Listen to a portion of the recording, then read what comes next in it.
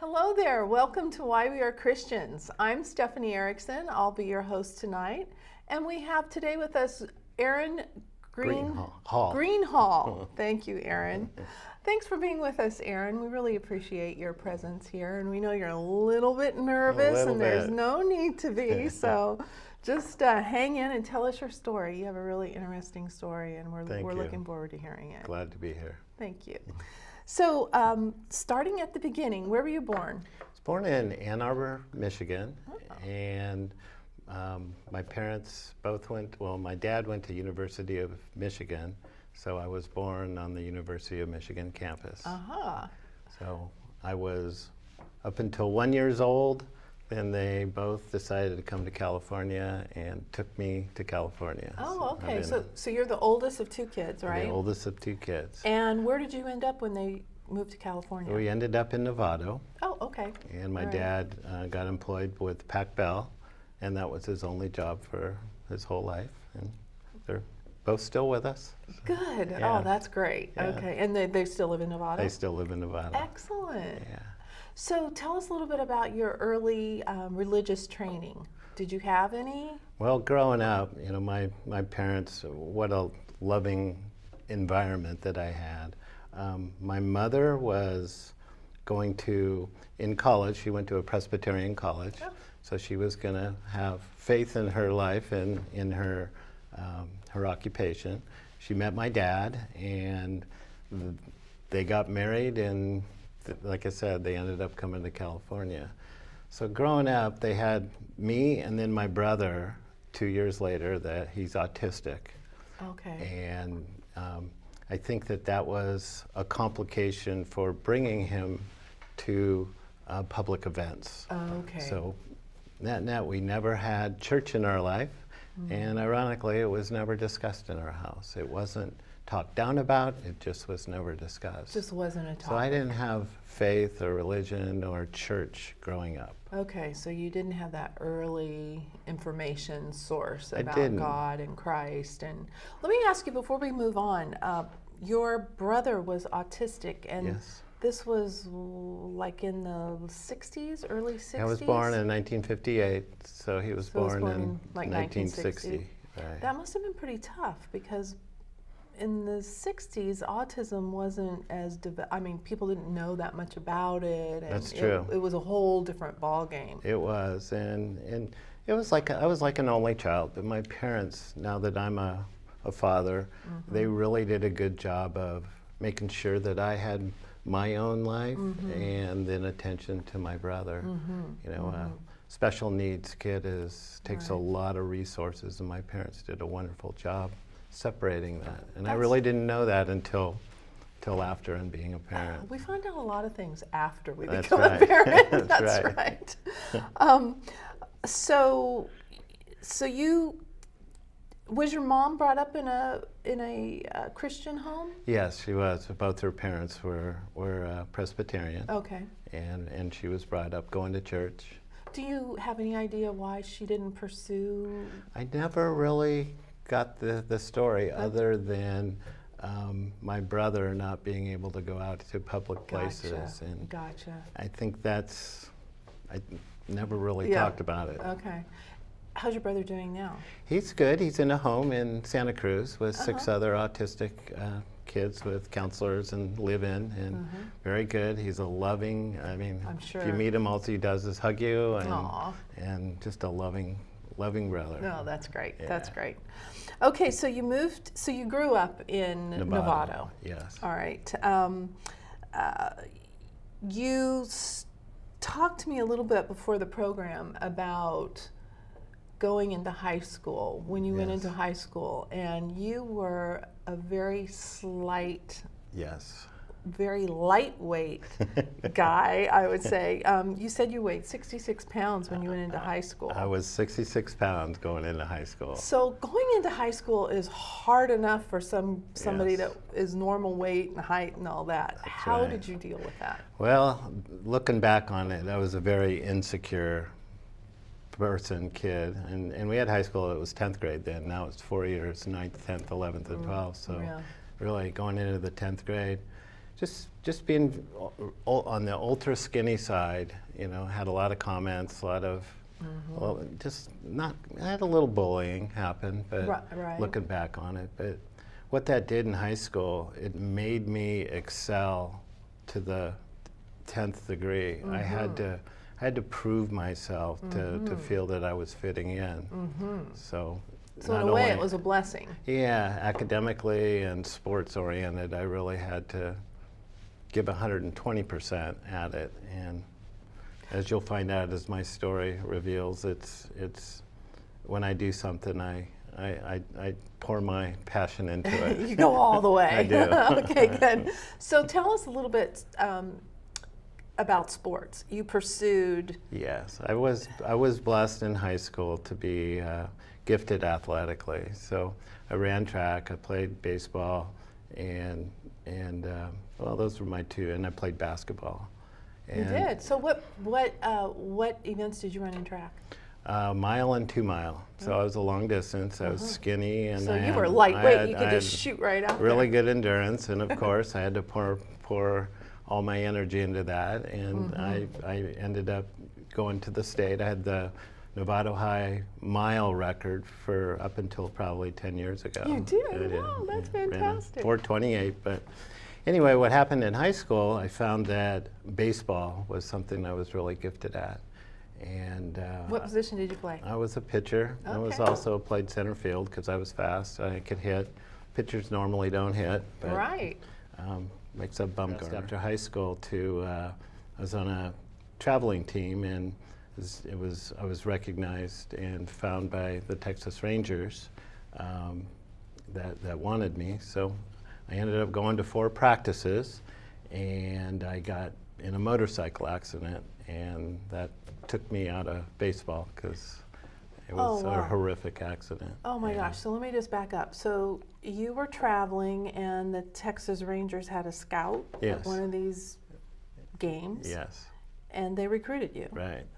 And you played 4, But you went to practice I 4 only times. I only made it 4 times. You must have been so high.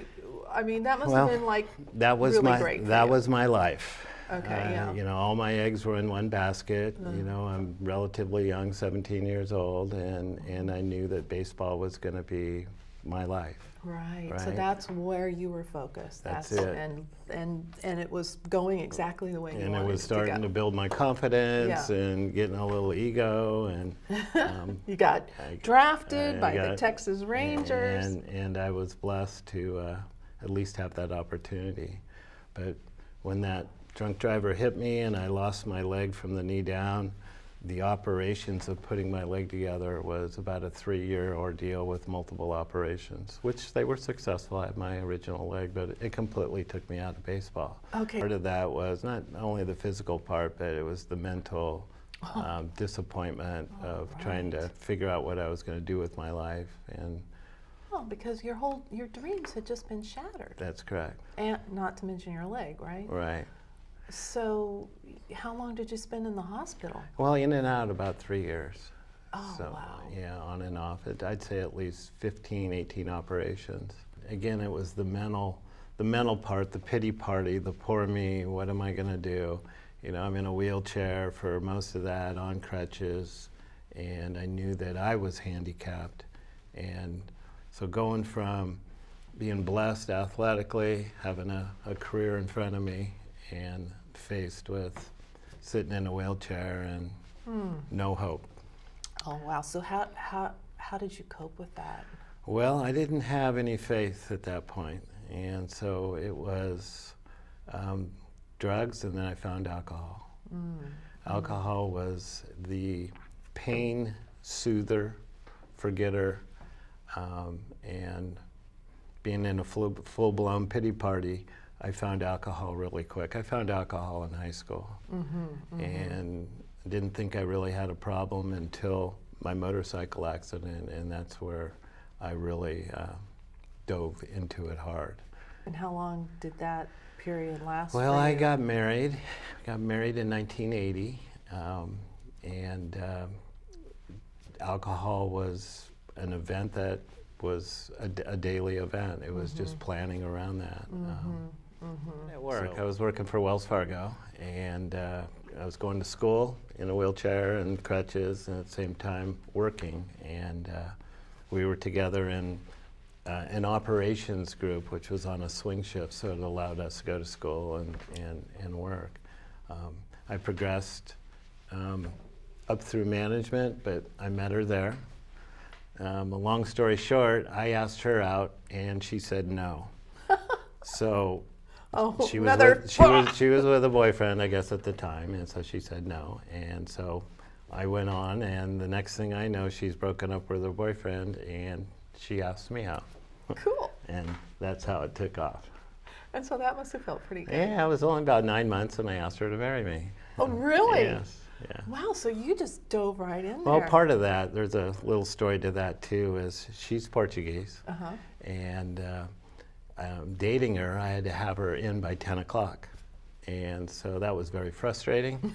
So I knew the way around that was to get married. So I asked her to marry me. and she said yes, obviously. Yes. So, in fact, that's interesting. The parents probably didn't realize that, limiting the time together was really going to push you somewhere else. That's right. That's right. Oh, that's great. Okay, so you got married. Did you tell me about? Was there any God in your life at that point? There was zero God. Life was about me. Okay. And I think we can all relate with that. And when we were married, watching my dad be the breadwinner, be the one that took control of the house, made all the decisions. My mom was a stay-at-home mom, so I got to see the role model there. So I knew when I was married, I had to take control. So I dove into my job, progressed through management, and subsequently got promoted various times at Wells Fargo, and it would subsequently force us to move. So without any thought from my wife, we just said, my job's taken me here and we're moving, and my wife would just pick up and move with us. Drinking was still a big part of that. So drinking was sort of your best friend at that point? Yes, it was. Right. But no God in our life. Sandy was brought up Catholic. Okay. She would go to church frequently. But there was no real discussion of God. Sundays was football, and at that time I was coaching baseball, trying to give it back, and so the weekends were occupied by sports. And I had no inkling or want or have any part of church. Okay. I wasn't an atheist. I knew God was there for some reason, because I would pray to him when I was in trouble or I got caught doing something. You would make the deals, That's right? right. If you do this, I'll do that. Right. So we got married, like I said, and we waited about 5 years to have kids. So we tried, and that was about a 3-year period, and we were down in Los Angeles at the time, and my wife was working at another bank, and we both got checked out to see if we could have kids and did all that, and we, both checked out positive. So anyway, she actually quit her job. She was so frustrated, and the very next weekend she conceived. Wow. Wow. That was 9 years after our marriage. So we had our first son, Sean, a boy, down in Los Angeles. And then I got a little egotistical. I was pretty high up in management, running a data center down in Los Angeles, and I decided to sell the house and cash in my 401k and come back up to Northern California and take my wife and our kid, and I opened up a golf shop. So how old were you about? I was 29 years old. Wow. So you had some chutzpah. Yeah, you did. Or Yeah, not thinking things through. Well, it seemed like a good idea at the time. But through that 9 years, I was still progressively drinking. I never missed a day of work. I never drank at work. But when did you drink? I would drink when I got home. So when you got home, so you wouldn't go to a bar on your way home. No. But once you got home, what did you drink? I'd like vodka and bourbon at the time. So more of the hard stuff, Yeah, not like the hard wine stuff. or- Beer, it just didn't give Yeah. me buzz quick enough. Yeah, So I went right to that. So and- did you drink until you were kind of out of it every Yeah, night? pretty much. You know, a blackout drinker at times on the weekend. But, you know, there was no, you know, I always thought it wasn't hurting anyone Right, but right, myself. And right. we all know, I mean, I'm being in, we'll get to it, but being in recovery, I now can look back and obviously see the collateral damage that, Right. that drinking could do. Right. You think that you're functioning That's right. at a very high level. That's right. But once you look back after you get sober, you realize that Right. that wasn't really functioning. Right. Yeah. So life was still about me. Right. It was all about me.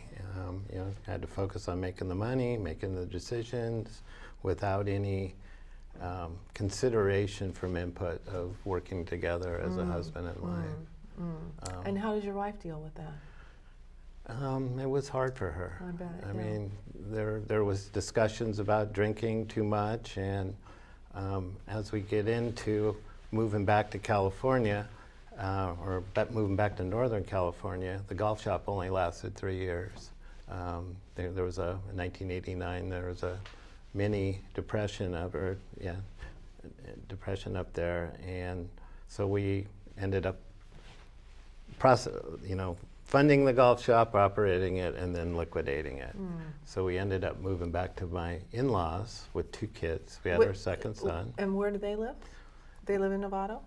The in-laws? yes, the in-laws lived in Nevada too. Okay. So humbly, I Ooh. got to move back into my in-laws with 2 kids. So we got 4 of us for 3 years living in a bedroom.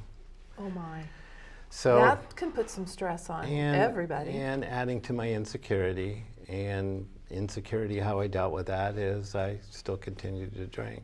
Okay. Then finally got on our feet. I got a job, and so we have 2 boys now, very young, and I decided through coercing from my wife that I need help. So I checked myself into an outpatient rehab, and I remained sober for 9 years to allow my kids to see me and be present while they were growing up in their tender years. So I had 9 years of sobriety. So was that your reason for becoming sober, is for your kids, or was it? At that point it was. So it wasn't, My I mean, wife- it was great that you did it, don't get Right. me wrong, but Absolutely. it wasn't really for you, it was for something outside of you. That's correct. It's totally for my kids, and And knowing... 9 years, and that's a long It run. was. So I concentrated on being with my kids, coaching them through sports. They were blessed athletically, and so I was able to coach their soccer and baseball and basketball teams, and so that was a nice time. And we still, God's not in our life. Right, but did you feel like you did become closer as a family? Yes, we did. Yeah. Yeah. So let's go back. So you're in Novato in your in-laws' house. You have the 2 young kids, but something happened to get you out of the house. I found a job. Okay. I found a job at Okay. Bank of America. Oh, and so you that- went back to the banking yeah, industry. back into operations, which Okay. is my niche that I'm still doing today. Oh, good. That's the suit. Yes, I have to wear this every day. Different suit every day. Oh, okay. But yes, Okay. So you went back in, and then you were able to get out of the in-laws' Yeah. house and kind of got back into sort of a normal life. normal routine without Your own drinking, family. white knuckling it. God's not in our life. But ironically, when we got married in a Catholic church, and since I didn't convert to Catholicism, we had to sign a paper that we would raise our kids Catholic. That's so interesting, because we- I thought you did have to convert, but Yeah, you didn't. well, but you had to pledge. I had a problem with authority figures at the time, so Okay. that was a story in itself. That Okay. he made me want to convert because I was baptized Presbyterian, and for some reason I just knew that my parents had a reason for doing that, and I have someone telling me I got to change. And you said being you all needed- me and immature, I fought the authority figure. So the way around that was to have a piece of paper signed raising our kids Catholic. Okay. So the reason I'm bringing that up is my wife held true to that. So she put them through catechism and communion all the way through communion. And so our kids at least had a dose of church and faith. Right, right. And So I didn't have any part of that. you didn't go to church with them. I you did didn't, not. You didn't partake. You didn't become part of that at all. I Okay. wasn't Okay. putting it down. I just knew it wasn't for me. Okay, that's interesting. You know, All right. So, I didn't want to be one of those Jesus freaks. and you perceived that I did. they were I did. Jesus freaks. Had you? So you you use this term Jesus freaks. You must have run into Christians in your Yes, life, I have. and you thought they were just square. What'd you think of them? I did. I thought that they were, I knew that I had a lot of sin in my background, a lot of baggage, and, from my drinking and thinking that they were Christians and really promoting it strongly, that I would be judged because I couldn't hold myself up to the perception of them being clean and going to church. And anyway, that's the immature thoughts that I had of Christians pushing it on me. Did they push it on you, or was that just That was my perception. That was your perception. That was my perception. I think that's really interesting because well, you can call it whatever you want, but I think a lot of us have that feeling when we're not Christians, we're not living for God, and we That's right. meet Christians, and there's something inside of us that says we don't measure up. That's right. We might not term it as sin because maybe we don't even really get that word. Sure. But there's some little conviction thing happening. There is. Well, I knew I would have to change if I chose that route, and I wasn't ready to change. I can say that now looking back. Right. So looking back, let's just talk a little bit because next thing we're going to get into is your conversion and how you found God. Sure. But before we do that, let's kind of look back at the golf shop. So do you feel that the golf shop was sort of a lesson for you in humility? It was a great lesson in humility. Did you feel that at completely. the time, or do you see that more after you were a Christian and looking back? I saw it both ways. Okay. Taking all my money and investing it and then losing it, and that's a humble process right there. Absolutely. I had a partner that bailed right at the end, so financially, all the vendor bills and everything fell toward me. So humbly having to file bankruptcy and dragging my wife through that because she was with me, still. Right. God bless that. God bless her as an angel for that. Yeah. And then having to move back to my in-laws, that was very humbling. I bet it was, Aaron. And just being out of a job, not being able to find one, where answering the question, where are you living? Oh, I'm living with my in-laws. Oh, how long have you guys been married? Oh, 12 years, and back in a one room. Yeah, that was very humbling. That must have been really, really tough. Were you hitting the bottle harder? Yes, at that it point? was. My father-in-law had 55 gallons of homemade wine in his basement, so Whoa. it was real easy just to. Wow. Yeah. So you did go to wine at some I point. did go to wine. It was available. So your in-laws drank as well. Oh yes, yeah. Did Sandy drink? She drinks occasionally. But she wasn't. Even today, she'll have a glass of wine, and that But not with that doesn't bother me. addictive Oh, no. thing coming Oh, no. out. Right. She can have 2 sips and put it down. Right. It just doesn't 2 bottles for me. doesn't speak to her. Yeah. Right. 2 bottles or until I black out, That's whichever right. comes first. Right. It's a real disease. Did you get to a bottom with alcoholism? I've had multiple bottoms. Let's see, 9 years of sobriety. Then all of a sudden I got, again, without faith or anything, it's just doing it on my own. I got complacent, I got confident, and I think I was home alone, isolating, which is the biggest trigger for me. And I decided, I got this licked. So I'll try. Went to the liquor store. I would say within 3-4 days, I was right back exactly to where I was or drinking more. And I knew I couldn't stop. So one of the bottoms was my wife and son. One day I came home and they found all my hidden bottles, and they were sitting there right on the table, and they both sat me down. And it was my first intervention from my family. And How old was your son? He was probably 14 and just going into high school. Oh boy. And that was hard. That was really hard. So I said, of course, like any alcoholic who is good at manipulating, and I mean, I'm a master manipulator. You got to learn how to hide, how to lie, how to, that was my life. And so I said the right things. I broke down and said, I need help. So I did. I ended up going to a second rehab at a Kaiser. And I had sobriety for about 2 or 3 years after that. Yeah. I still didn't have Christ in my life. Right. You know. Right. But you were able to. Yeah, get a hold and on it. again, it's just using the tools of 12 steps and what you learn. But you know, they talk about a higher power, but the higher power was not Jesus or anything as I know it today. Whatever you determined that was going to be. Exactly. Wow. So there's a lot of damage to, as I said earlier, about affecting others. Right. You know, when you don't think you're affecting anybody but yourself. Right, because addictive behavior is so ego-driven. It is. And you don't consider anybody else. Well, I'm the breadwinner. I deserve it. I You work can justify hard. it It's in any every way. manipulative thought that you can, and I'd use it. Right. You know? Right. Um,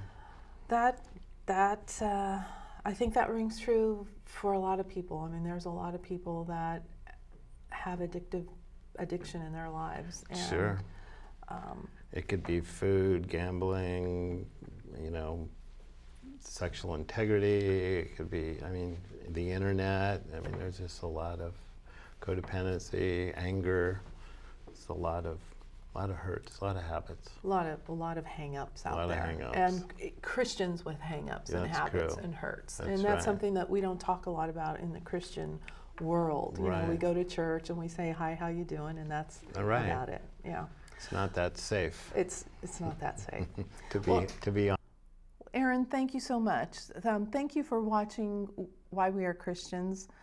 We will be back with Aaron for a second episode, and we look forward to hearing more about how he found Christ and where he went from there. Thanks again for watching Why We Are Christians.